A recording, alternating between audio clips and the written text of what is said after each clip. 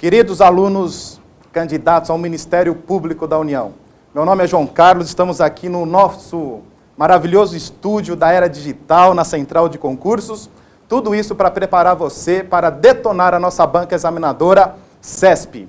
Vamos fazer um revendo a tempo através de questões para o direito constitucional. E, sem maiores delongas, a gente começa já com a nossa primeira questão, que conta para nós o seguinte: as normas de eficácia plena possuem ação direta, imediata e integral. É uma questão que você, na hora da prova, muita chance de cair, e na hora da prova você deveria responder esta questão com verdadeiro. As normas de eficácia plena, elas possuem exatamente estas características. Elas têm uma ação direta, imediata e integral.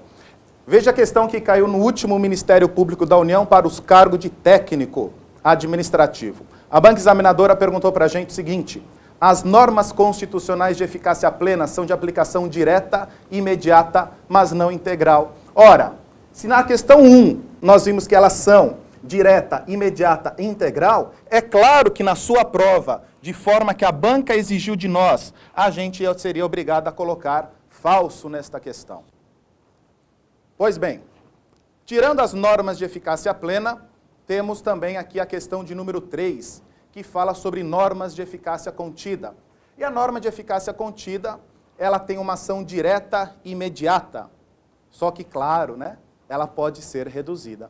É o típico exemplo da Constituição Federal, quando ela fala para nós que todo trabalho, todo ofício e toda profissão são livres. Só que pode vir depois uma lei e restringir este direito que você tem. Então perceba, a própria Constituição Federal fala que qualquer um pode exercer um trabalho, qualquer um pode exercer um ofício ou qualquer profissão. Mas claro que esta pessoa deve atender os requisitos legais. O típico exemplo que nós temos: professor, eu posso fazer a faculdade de Direito? Claro, ela é livre. Acontece que para que você possa advogar, existe uma lei federal exigindo que o advogado tenha a carteira da OAB. Ou seja, esta norma da Constituição Federal, sem dúvida nenhuma, ela é direta, ela é imediata, só que ela pode ser reduzida. Reduzida através, por exemplo, de uma lei. Por isso que a questão número 3, as normas podem ser, elas são diretas, imediatas e podem ser reduzidas, sem dúvida alguma, é uma questão que a gente deve marcar como verdadeira na nossa prova. Ao lado da norma de eficácia plena, ao lado da norma de eficácia contida, nós temos a norma de eficácia limitada, presente na nossa questão de número 4. Perceba o seguinte: a norma de eficácia contida, você tinha um direito que era amplo, que era imediato, que era direto, mas era um direito que podia ser reduzido. A norma de eficácia limitada é o contrário. Na norma de eficácia limitada, temos o típico exemplo da greve dos servidores públicos, em que a Constituição Federal nos relata que a greve do servidor público será exigida, será estabelecida nos termos de uma lei específica. Perceba que esta lei específica ela virá não para restringir um direito, como nas normas de eficácia contida, mas esta lei, na norma de eficácia limitada, ela virá para ampliar um direito, para consagrar um direito ao servidor público. Perceba, então, que a questão de número 4, ela fala assim para nós, que as normas de eficácia limitada, elas têm aplicação imediata, reduzida e diferida. Calma lá. Questão CESP a gente faz por parte. Questão CESP a gente faz por parte. A questão falou assim para a gente: as normas de eficácia limitada têm aplicação imediata, reduzida e diferida, ou seja, uma aplicação para o futuro. É exatamente a norma da Constituição Federal que fala da greve do servidor público. Perceba, a greve será exercida nos termos da lei específica. Vem uma lei posterior e amplia esse direito. Então, esse primeiro trecho da nossa questão é verdadeiro. E a questão continua, e a gente vai com ela, falando assim: e os princípios institucionais são a organização dos poderes, É a organização das nossas entidades federativas. E as normas programáticas? temos no artigo 3º da Constituição Federal, um artigo que trata sobre normas programáticas. O que são normas programáticas? Gente, a Constituição Federal, ela estabelece um programa de governo. Ela estabelece um programa de governo. Portanto, essas normas presentes no artigo 3º da Constituição Federal, você, vai ler lá o artigo 3º da Constituição e está escrito assim: construir uma sociedade livre, justa e solidária, garantir o desenvolvimento nacional, erradicar a pobreza, a marginalização e as desigualdades sociais e promover o bem de todos sem nenhum tipo de preconceito. Ora, é claro que construir uma sociedade livre, justa e solidária, garantir o desenvolvimento nacional, todos esses itens aí do nosso artigo 3º da Constituição Federal, que são objetivos da nossa República Federativa, Veja, eu não falei fundamentos, eu disse que o artigo 3º ele traz os objetivos fundamentais da República. Não confundam, fundamentos, artigo 1º, objetivos fundamentais, artigo 3º. E os objetivos fundamentais significam o quê? Que a República Federativa do Brasil, ela a todo momento tem que buscar conseguir esses tais objetivos. Por isso, o artigo 3º são normas programáticas, espécie, sim, das normas de eficácia limitada. Caiu na nossa prova a questão de número 4, você coloque um verdadeiro e corre para a próxima questão. A próxima questão caiu no Tribunal Regional do Trabalho da 17ª Região, questão CESP, falando assim para nós, que a República Federativa do Brasil, ela é formada pela união indissolúvel dos estados, dos municípios, do Distrito Federal e dos territórios, Galera, é uma questão clássica em concurso público. É uma questão que eu já adianto a vocês, é uma questão errada. E ela é errada por quê? De fato, a República Federativa do Brasil é formada por uma união indissolúvel. Isso é, nós temos como forma de Estado uma federação, uma indissolubilidade. Mas união indissolúvel de quem? Dos estados, dos municípios e do Distrito Federal, Território não está no nosso artigo 1º. E por que território não está no nosso artigo 1º? Porque território não existem hoje, professor? Não, hoje não existem, mas eles podem vir a ser criados dependendo de uma lei complementar federal. E toda vez que um território for criado, esse território sempre fará parte da União. Mas caiu no artigo 1º, exatamente o que está escrito aqui. A República Federativa do Brasil é formada pela união indissolúvel de 3 estados, municípios e Distrito Federal. Não caia na besteira de colocar territórios na nossa questão. Visto isso, vamos para a questão de número 6, uma questão que caiu para técnico do Tribunal de Contas da União, que fala assim para nós: apesar da Constituição estabelecer que todo o poder emana do povo, não há previsão no texto constitucional do seu exercício diretamente pelo povo, mas sim por meio de representantes eleitos. Questão clássica de concurso também, a mesma questão com os mesmos dizeres, caiu no analista da Receita Federal do ano de 2009. A banca era outra, mas a questão foi igualzinha.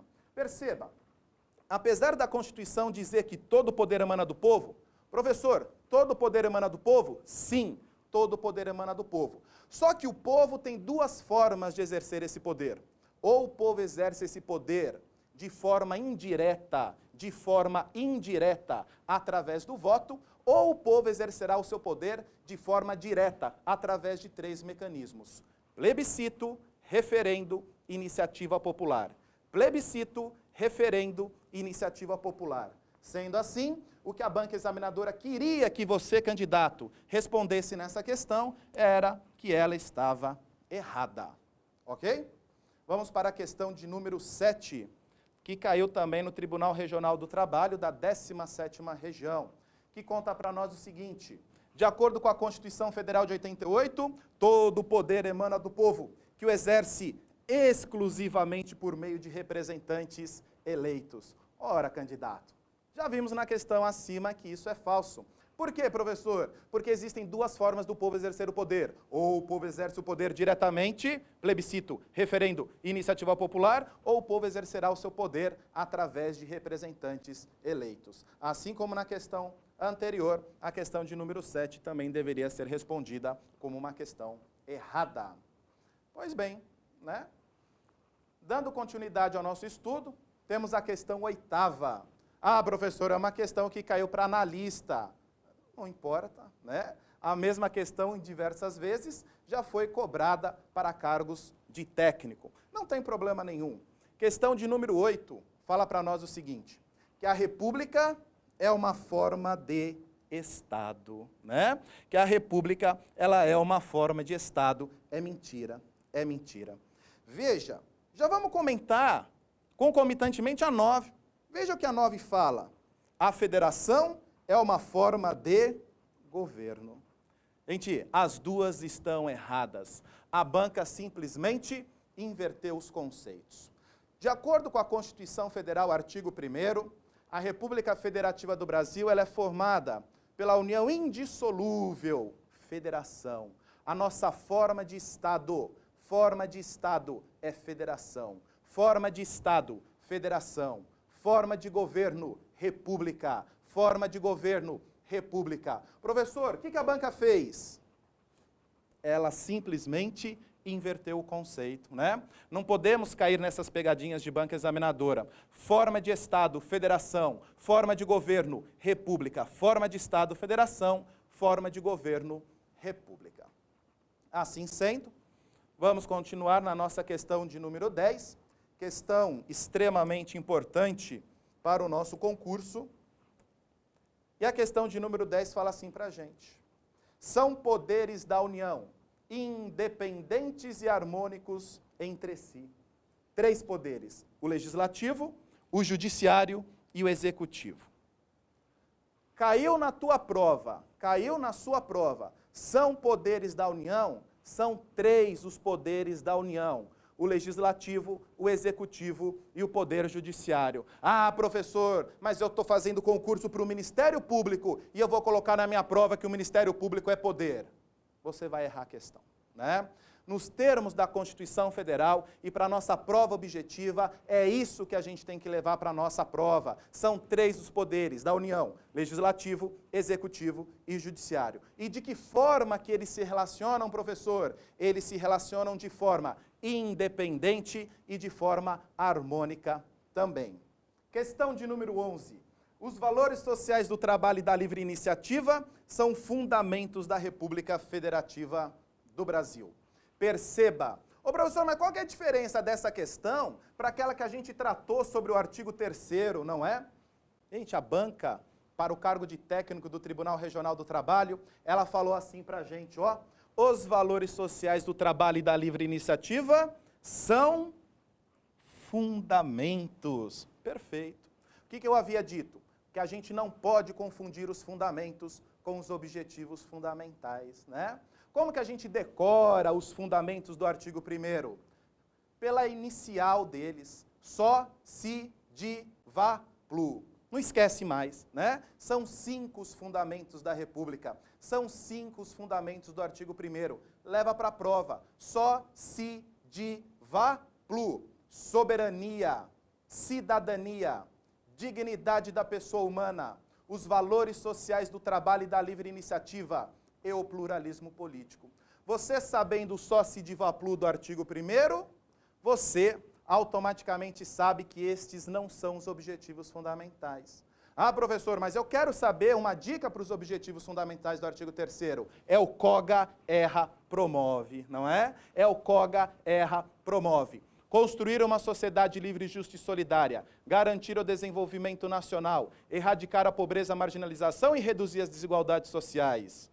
E promover o bem de todos, sem um tipo de preconceito. Então, veja, a 11ª questão. Os valores sociais do trabalho e da livre iniciativa estão aonde? Artigo 1º ou artigo 3º? Professor, artigo 1º. E se artigo 1º é um verdadeiro fundamento, questão correta. A 12ª caiu para a Secretaria da Justiça do Estado do Espírito Santo. E ela fala assim para nós. independentemente de aviso prévio ou de autorização do poder público, todos podem reunir-se pacificamente, sem armas, em locais abertos ao público, desde que não frustre outra reunião anteriormente convocada para o mesmo local. Estamos diante do direito de reunião. Artigo 5º da Constituição Federal. Gente, o artigo 5º da Constituição Federal trata dos direitos individuais e coletivos, e dentre eles existe o direito de reunião. O direito de reunião fala para nós que todos podem reunir-se pacificamente, sem armas, em locais abertos ao público. Você não pode frustrar outra reunião anteriormente convocada para o mesmo local. Cuidado aqui, cuidado aqui. Professor, precisa de autorização do Estado? Não. Autorização não, mas tem que avisar. O que a banca examinadora fez? Ela falou assim, independente de aviso prévio ou autorização. A banca errou, a banca errou. Ela tentou te pegar nesse concurso. Por quê? Ô professor, não depende de autorização, não depende de autorização, mas você tem que avisar, né? Não precisa de autorização, mas você, no direito de se reunir, você é obrigado a avisar a administração pública da sua vontade e do seu direito constitucional garantido pelo artigo 5º da Constituição Federal. Portanto, a palavra, né, independentemente de aviso prévio, é ela que deixou a questão errada. Por quê, professor? Porque direito de reunião depende de prévio aviso. Mas não depende de autorização, mas de prévio aviso sim. Questão de número 14. Questão extremamente importante no nosso concurso. A questão 14 vem contar para a gente o seguinte: a prática do racismo constitui crime inafiançável e imprescritível, sujeito à pena de reclusão nos termos da lei. Veja, né? O professor, a Constituição lá no artigo 5º, eu já li diversas vezes os 3 incisos seguidos, né?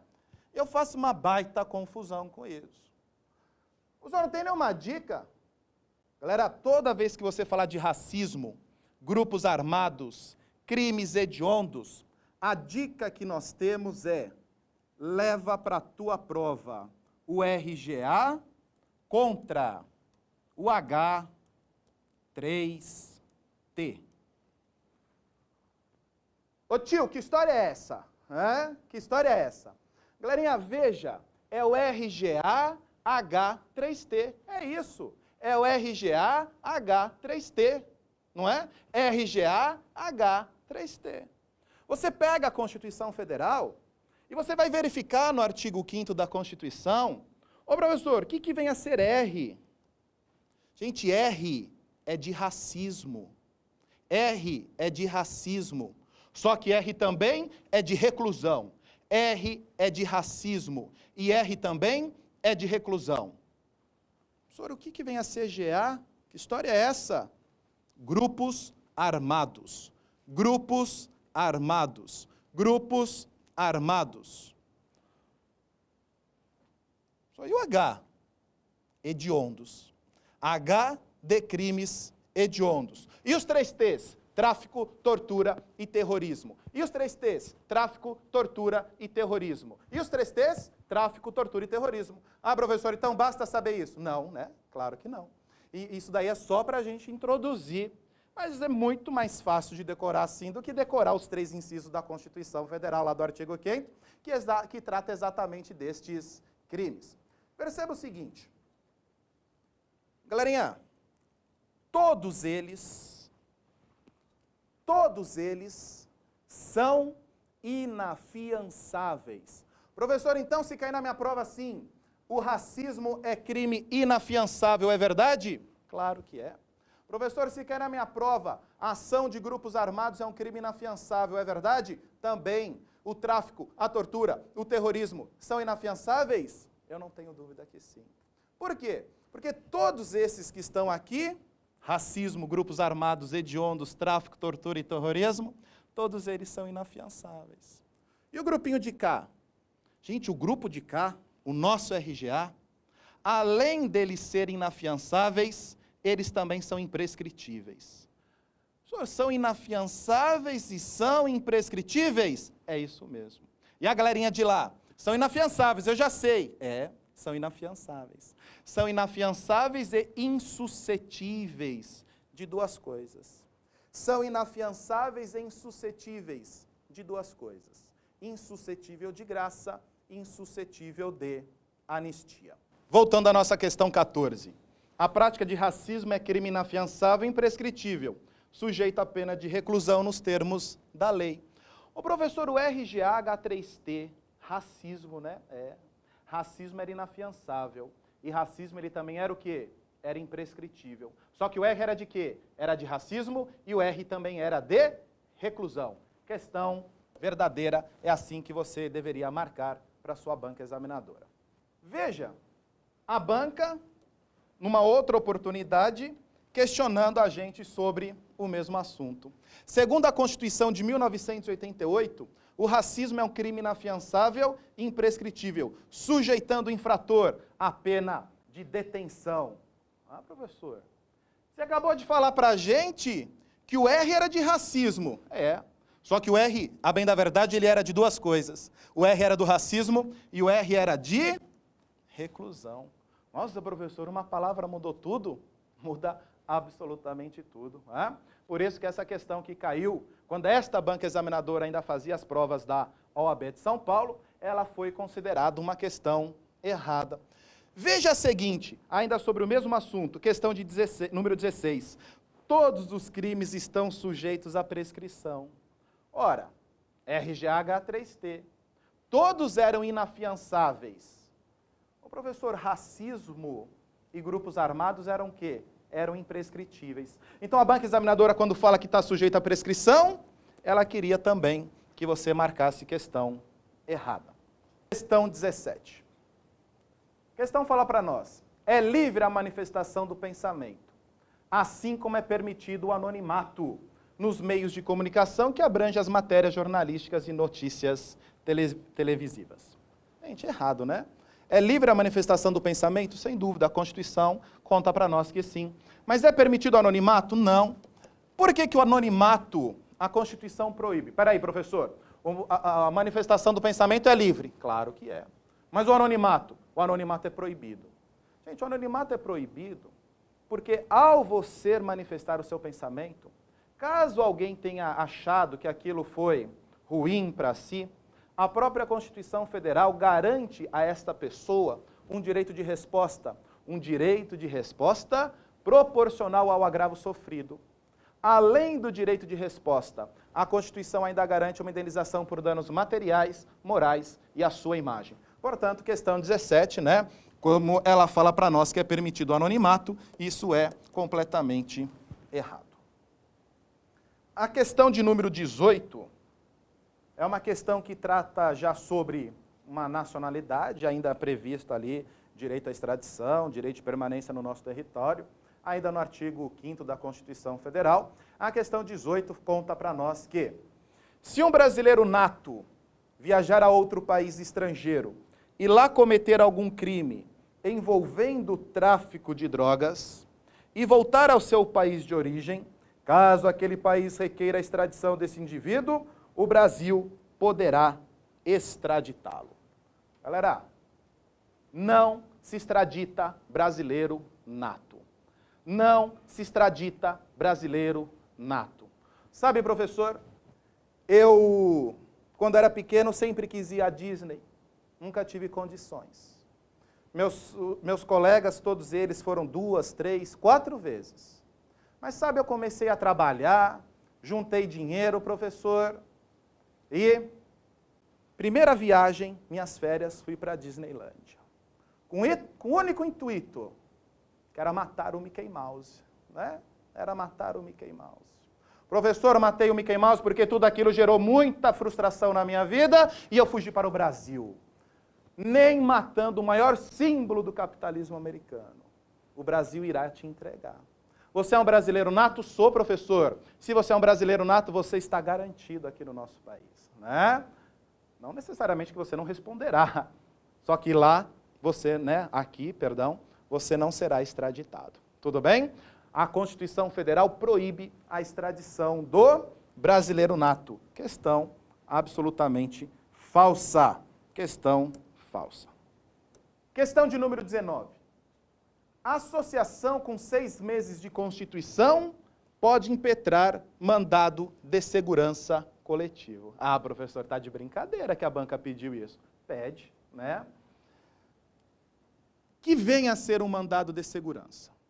Gente, o mandado de segurança, ele é um direito previsto no artigo 5º da Constituição Federal, e você pode impetrar o mandado de segurança toda vez que você tiver um direito que seja líquido e certo, não qualquer direito líquido e certo, mas um direito líquido e certo que não seja amparado nem por habeas corpus e nem por habeas data. Acontece que ao lado desse mandado de segurança individual, existe um outro mandado de segurança, que é o mandado de segurança coletivo. A grande distinção é que o mandado de segurança coletivo, ele só pode ser proposto por algumas pessoas. Primeira delas, partido político com representação no Congresso Nacional. Partido político com representação no Congresso Nacional. Sindicatos e associações legalmente constituídas e em funcionamento há pelo menos 1 ano. Olha, professor, o que a banca examinadora está falando para mim? Que a gente pode impetrar mandado de segurança desde que a gente seja uma associação com 6 meses de Constituição. Mentira! A Constituição Federal diz que para as associações isso não é válido para o sindicato, isso não é válido para o partido político, isso não será válido também para as associações de classe. Esse requisito de ter 1 ano de funcionamento, ele é específico. Específico para quem? Para as associações. Portanto, né? Ah, professor, mas ele falou que precisa. Sim, falou, só que falou 6 meses, quando na verdade deveria ter falado para nós que é 1 ano e não 6 meses.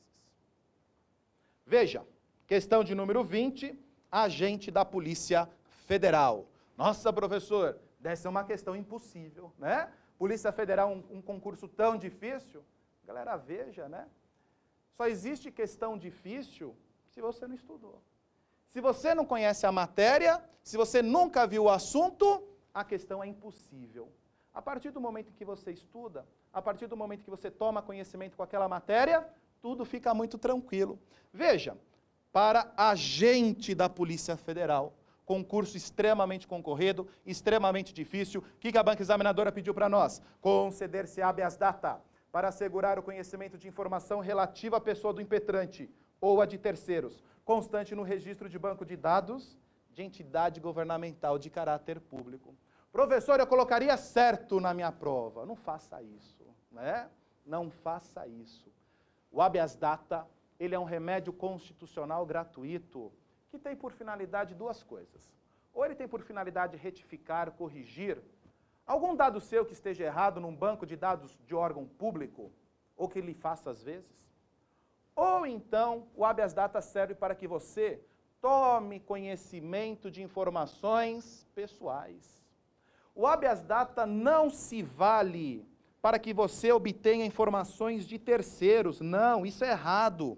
O habeas data vale somente para informações pessoais. O habeas data é um remédio constitucional gratuito e personalíssimo. Você só pode o quê? Pedir informações relativas à pessoa do impetrante, à sua pessoa, não à pessoa de terceiros. Ok? Ainda sobre o assunto extradição, a Constituição Federal conta para nós que, questão 21, dispõe a Constituição que nenhum brasileiro pode ser extraditado, nem concedida a extradição de estrangeiro por crime político ou de opinião. Ô professor, ainda há pouco você falou assim, que o brasileiro não pode ser extraditado. Falei quase isso, né? A bem da verdade, eu falei que o brasileiro nato não será extraditado. Só que existem algumas pessoas que elas não têm a condição de brasileiro nato. São algumas pessoas que requerem a nacionalidade brasileira e ficam, né? Garantem a naturalização brasileira. Para os naturalizados pode haver extradição. Para os naturalizados pode haver extradição. A Constituição Federal fala para nós que o brasileiro naturalizado pode ser extraditado no caso de crime comum, se o crime ocorreu antes da naturalização. E ela vai falar, e se for tráfico ilícito de entorpecentes, pouco importa o momento em que o crime foi cometido, será extraditado a qualquer momento. Mas veja, a questão falou para nós que dispõe a Constituição que nenhum brasileiro pode ser extraditado. Não foi isso que a gente viu. A gente falou o quê? Que nenhum brasileiro nato pode ser extraditado. E o naturalizado? Naturalizado pode. Naturalizado pode ser extraditado. Depende do que ele fez, mas pode. A segunda parte da questão é verdadeira, né? Então isso daqui, quando a questão fala que nenhum brasileiro, está completamente errado. Só que ela fala, né? Não será concedida a extradição de estrangeiro por crime político ou de opinião. A segunda parte da questão, caso caia no seu concurso do Ministério Público da União, você marque a alternativa correta. A questão de número 22 conta que as ações de habeas corpus, habeas data e os atos inerentes ao exercício da cidadania são gratuitos. Gente, é isso mesmo, né? Sem maiores explicações, literalidade da Constituição Federal, contra a literalidade não há o que se fazer, não é isso? As ações, o HC, habeas corpus, HD, habeas data, e os atos necessários ao exercício da cidadania são gratuitos, né? Questão 23. Será cabível em qualquer circunstância um mandado de segurança para proteger direito líquido e certo, quando o responsável pela ilegalidade ou abuso de poder for autoridade pública ou agente de pessoa jurídica no exercício de atribuições do poder público? Ô professor, sempre que tem essa expressão direito líquido e certo, é mandado de segurança, não é? Claro que não, né? Gente, mandado de segurança é um direito líquido e certo? Claro que é. Só que ele é uma ação residual. Residual por quê? Você só pode ingressar com mandado de segurança se antes for impossível você ingressar com habeas corpus ou com habeas data. Como que é, professor? Mandado de segurança é uma ação residual. A questão falou assim, em qualquer circunstância. Não é verdade, né? Por que não é verdade? Professor, eu pensei que bastasse gravar a expressão direito líquido e certo que eu acertava a questão. Não. Se você tem um direito líquido e certo de ir e vir, não é mandado de segurança, mas é habeas corpus. Se você tem o direito líquido e certo de ter seu nome correto na sua certidão de nascimento e ele está errado, né? Você esgotou a via administrativa, não quiseram corrigir, você pode ingressar com habeas data, uma ação judicial. Professor, então é uma ação residual, é isso mesmo, né? O mandado de segurança é para proteger direito líquido e certo, mas quando não for possível antes ingressar com HC, ingressar com HD, né? Não dá para ingressar com habeas corpus e nem com habeas data. Questão incorreta, né? Questão errada. Questão errada. Questão de número 24. Somente o brasileiro nato tem legitimação para propor ação popular. Ô tio, que ação popular, né? A Constituição conta para nós que qualquer cidadão pode propor ação popular para anular ato lesivo ao patrimônio público, histórico, cultural, ao meio ambiente e à moralidade administrativa. Como que é? Qualquer cidadão. A Constituição Federal não está falando que é só o brasileiro nato, não, né? A Constituição Federal fala o quê? Que qualquer cidadão, não é necessariamente o brasileiro nato. Ah, professor, o naturalizado na condição de cidadão também pode. Claro! Professor, o estrangeiro também vai poder.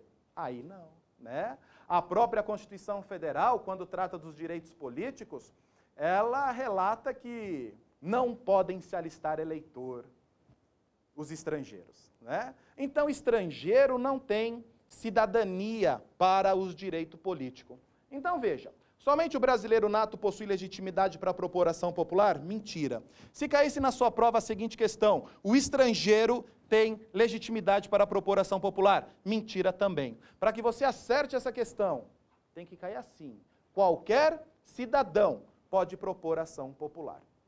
Anular ato lesivo ao patrimônio público, ao patrimônio histórico e cultural, ao meio ambiente, à moralidade administrativa. Questão 25.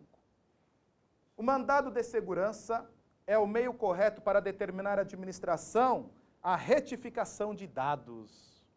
Gente, não, né?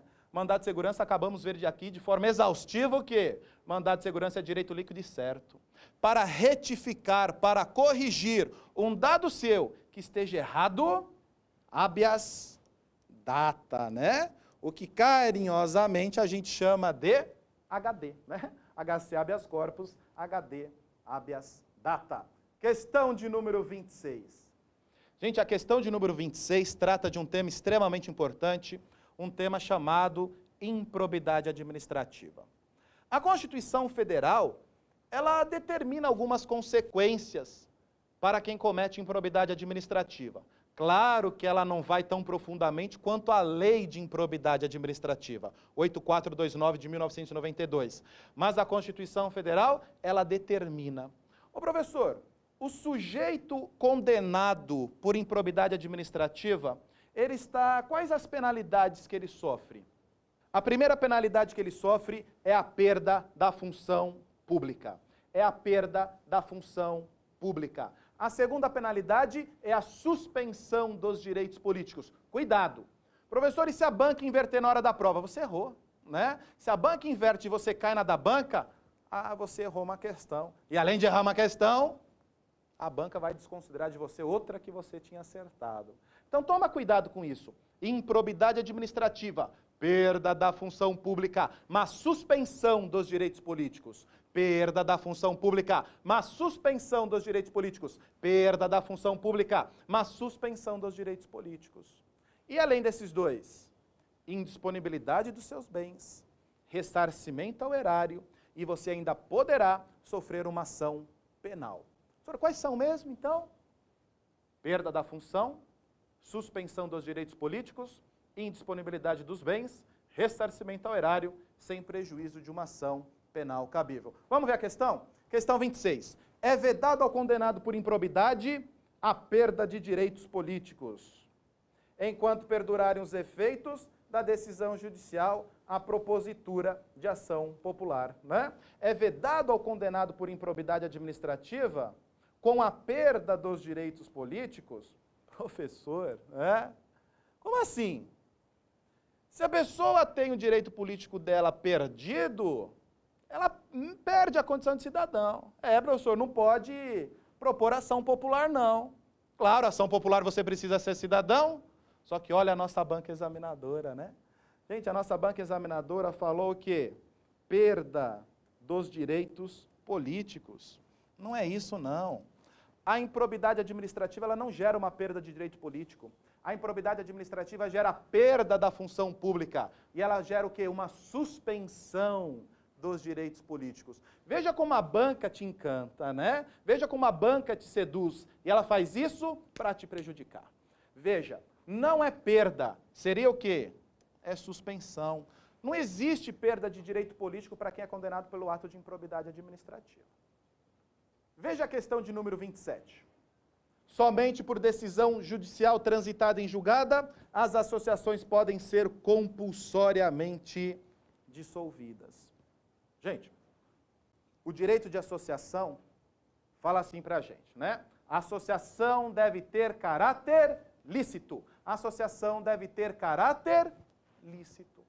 Ô professor, e se porventura uma associação começa a ter um caráter paramilitar, que é proibido pela Constituição, se uma associação começa a ter um caráter ilícito, que também é proibido pela Constituição Federal, gente, duas coisas podem acontecer com esta associação. Em primeiro lugar, ela pode ter suas atividades suspensas. Ela pode ter suas atividades suspensas. Mas não é isso que está tratando a questão. A questão está tratando para nós o quê? Da segunda situação. A segunda situação é de quando ela será compulsoriamente dissolvida. Ela será compulsoriamente dissolvida. Ô professor, quem pode compulsoriamente dissolver uma associação? Juiz. Juiz. O senhor pode ser por uma liminar? Não. Juiz por sentença judicial transitada em julgado. É o juiz por sentença judicial transitada em julgado. E a banca examinadora fala assim, somente por decisão judicial transitada em julgado, as associações podem ser compulsoriamente dissolvidas. É isso mesmo. Uma associação pode ser suspensa ou uma associação pode ser compulsoriamente dissolvida. Professor, para compulsoriamente dissolver, decisão transitada em julgado. Para compulsoriamente dissolver, decisão transitada em julgado. Questão de número 28. fala que admite-se a quebra do sigilo das comunicações telefônicas por decisão judicial, nas hipóteses e nas formas que a lei estabelecer, para fim de investigação criminal ou administrativa. Gente, nos termos do artigo 5º, eu não estou falando de acordo com decisão do Supremo Tribunal Federal, eu estou falando nos estritos termos do artigo 5º, o único sigilo de comunicação que pode ser quebrado é o sigilo telefônico. É, professor, é. Ah, professor, mas eu vejo carta, né? Eu vejo carta aí, o policial abrindo carta. É, vovó do pó manda cartinha para o neto que está preso na cadeia. Perceba, claro que o policial vai abrir, mas não é a Constituição que manda não, hein? Nos estritos termos da Constituição Federal, o único sigilo que pode ser quebrado nos termos da Constituição é o sigilo telefônico, né? Ah, professor, mas carta é quebrada, corresponde... Enfim, não importa. Para a tua prova, é o sigilo telefônico. Galera, só que a Constituição Federal fala para nós que é o sigilo telefônico para situação de crime, né? Para investigação penal ou instrução processual penal, investigação penal ou instrução processual penal. E o que a banca examinadora fez? Poxa, tio, ela falou instrução criminal, mas ela falou também o quê? Para situações do direito administrativo. Não, os ilícitos administrativos, desde que não sejam também ilícitos penais, não ensejam a quebra do sigilo telefônico. Cuidado, quem é que pode determinar a quebra do sigilo telefônico, professor? O delegado? O investigador? Ah, professor, quem é? Só o juiz. Delegado não pode mandar quebrar sigilo telefônico. Investigador não pode mandar quebrar sigilo telefônico. Promotor não pode mandar quebrar sigilo telefônico. Professor, eu vou trabalhar no MPU. Se cair na minha prova que o promotor não tem esse poder, eu tenho que responder verdadeiro? Claro, gente. Não é porque você vai trabalhar no MPU? Já se viu lá? É, pensa, né? Se veja. Para aí, para o vídeo. Se veja no MPU, olha que maravilha, né? Ô professor, se cair na minha prova que o MPU não tem o poder de quebrar, eu tenho que marcar que é verdade? É só o juiz, para duas situações, investigação criminal e instrução processual criminal. Portanto, a banca examinadora, quando contou pra gente que seria nas situações administrativas, você deveria ter respondido para ela, não, CESP, não. Vamos ver a seguir a questão 29, e a questão 29 conta que o habeas data é um instrumento adequado para afastar a ilegalidade da privação do seu direito de liberdade. Gente, o habeas data é um remédio constitucional, gratuito, assim como o habeas corpus, só que o habeas data é para retificar um dado seu que esteja errado. Ou o habeas data, ele também será usado para que você tenha informações acerca da sua pessoa. Quando fala dessa liberdade de ir e vir, a liberdade de ir e vir é outro remédio constitucional. É o remédio constitucional denominado habeas corpus. Portanto, a questão 29 também é uma questão errada, porque para afastar a ilegalidade de privação do seu direito de liberdade, é o que carinhosamente denominamos de HC, né? Habeas corpus. Questão de número 30. Qualquer partido político pode impetrar mandado de segurança coletivo? Parou. Mandado de segurança coletivo. Tem que ser partido político com representação no Congresso Nacional. Basta um professor. Né? Se você tiver um senador ou se você tiver um deputado federal, você já tem representação no Congresso Nacional, está valendo. O seu partido político já pode propor, né? Já pode impetrar, um mandado de segurança coletivo. Mas não é qualquer partido político. Obrigatoriamente, ele deve ter representação no Congresso Nacional. Vamos ver agora a questão de número 31, questão da banca CESP para o cargo de técnico, que exige o conhecimento acerca de acumulação de cargo, emprego ou funções públicas. A nossa banca examinadora falou assim para a gente, ela contou uma historinha, coisa típica da banca CESP. Considere que Paulo seja empregado público de uma sociedade de economia mista e, além disso, ocupe cargo público efetivo de professor em universidade pública estadual e em uma escola técnica federal. Nessa situação, desde que haja compatibilidade de horário, Paulo não acumula indevidamente cargos públicos. Gente, errada, né? Veja, a Constituição fala assim, Professor, eu posso acumular cargos públicos, empregos, funções? Pode. O quesito essencial é que haja compatibilidade de horário. Ora, o professor, mas a banca falou para nós, desde que haja compatibilidade de horário, desde que haja compatibilidade de horários. Só que não basta existir compatibilidade de horário. Não são todos cargos, empregos ou funções que são acumuláveis, ainda que exista compatibilidade de horário entre eles. A Constituição tem lá quando trata sobre administração pública, que desde que haja compatibilidade de horário, é possível acumular um cargo, emprego ou função de professor com outro de professor. Ué, mas não é o que está acontecendo aqui? É. Ele acumula o cargo numa universidade pública estadual e numa escola técnica federal. Ocorre que o nosso examinador falou o quê? Considere que Paulo, ele ainda é empregado de uma sociedade de economia mista. Não pode. A Constituição admite no máximo o quê? Ou que você acumule professor e um outro cargo, emprego ou função de professor. Você pode ser professor e ocupar um cargo técnico ou científico. E você também pode acumular, desde que exista compatibilidade de horários, 2 cargos, empregos ou profissões, ou funções dos profissionais da saúde com profissões devidamente regulamentadas. Espera aí, professor, mas o promotor também pode acumular uma de magistério? Pode. O juiz também pode acumular uma de magistério? Também. E o vereador? Professor, eu sou servidor técnico do MPU, passei no concurso e depois me candidatei e virei vereador da minha cidade. Desde que exista compatibilidade de horário, você vai poder acumular tudo, né? Você vai poder acumular o seu cargo público com o seu cargo eletivo. Você vai levar a remuneração de técnico do MPU e você vai levar o subsídio do vereador. Mas veja, a Constituição Federal permite que se acumule 2. E o nosso campeão aqui está acumulando 3, portanto, questão 31 é uma questão errada. Questão de número 32. Nossa, professor, uma questão de promotor, não vou fazer, vou ficar com medo, vou tremer, não vou conseguir. Promotor do Ministério Público do Estado do Rio Grande do Norte. O MP, apesar de dotado de autonomia financeira, peraí, ô tio, ele tem autonomia financeira? Tem.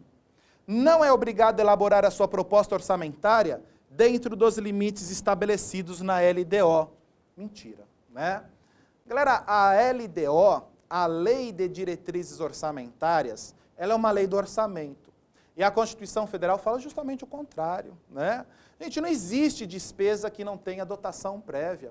O Ministério Público, claro que ele tem independência financeira, só que a sua dotação orçamentária, ela deve estar sim, ele é obrigado sim. Esta instituição permanente denominada Ministério Público, ela é obrigada sim a elaborar a sua proposta orçamentária dentro das diretrizes estabelecidas pela Lei de Diretrizes Orçamentárias. E essa questão o CESP falou que ele não é obrigado. Ô, professor, mas ele tem independência? Claro que tem. Só que além dele ter independência, ele é obrigado a estabelecer os seus gastos nos termos, nos dizeres da LDO. Portanto, questão errada.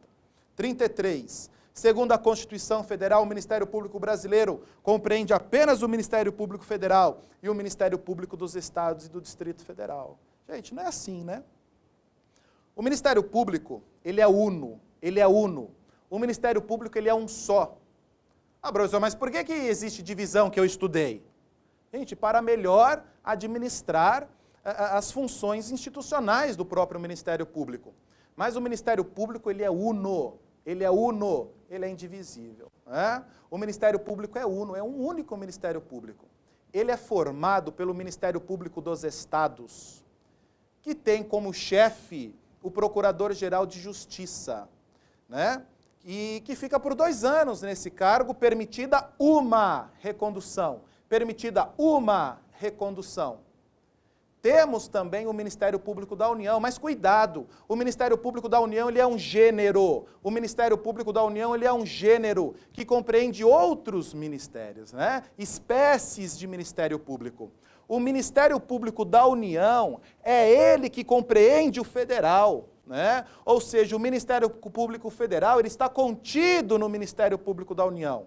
Então, o Ministério Público da União é o Ministério Público Federal, o Ministério Público do Trabalho, o Ministério Público do Distrito Federal e dos Territórios e o Ministério Público Militar. E a questão falou para a gente o quê? Chega aqui. Segundo a Constituição Federal, o Ministério Público Brasileiro compreende o Ministério Público Federal e dos estados e do DF. Claro que não. Professor, como que é dividido o Ministério Público? Ministério Público dos Estados e Ministério Público da União. O Ministério Público da União, ele é dividido em Ministério Público Federal, em Ministério Público do Trabalho, em Ministério Público do Distrito Federal e dos Territórios e em Ministério Público Militar. Portanto, errada, né? Nossa, professor, se eu consigo fazer de promotor, eu vou arrebentar na minha prova. Vai arrebentar. Você vai esmagar, você vai passar por cima da sua banca examinadora e almejar o cargo público que você quer. Vamos para a nossa última questão. Questão de número 35, da banca CESP. O Ministério Público do Trabalho integra o Ministério Público da União. É verdade. Professor, fala de novo para mim como que é a integração do Ministério Público. O Ministério Público é o Ministério Público dos Estados, que tem por chefe o Procurador-Geral de Justiça. Professor, quanto tempo ele fica? 2 anos. Permitida uma recondução. E o Ministério Público da União?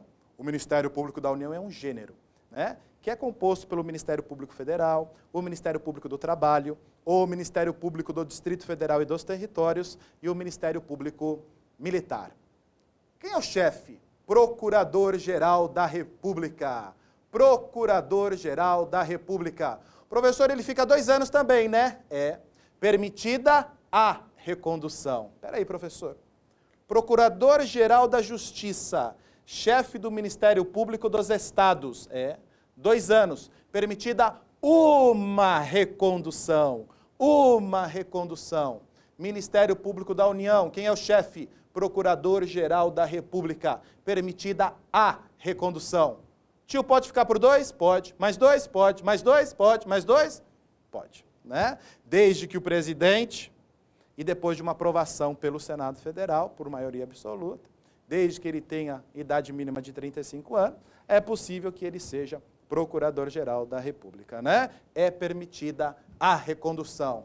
Mas o Ministério Público do Trabalho integra o Ministério Público da União? Integra. Queridos, ficamos por aqui. Desejo a todos uma maravilhosa prova. Desejo a todos muito boa sorte para vocês. E ficamos por aqui. Fiquem com Deus.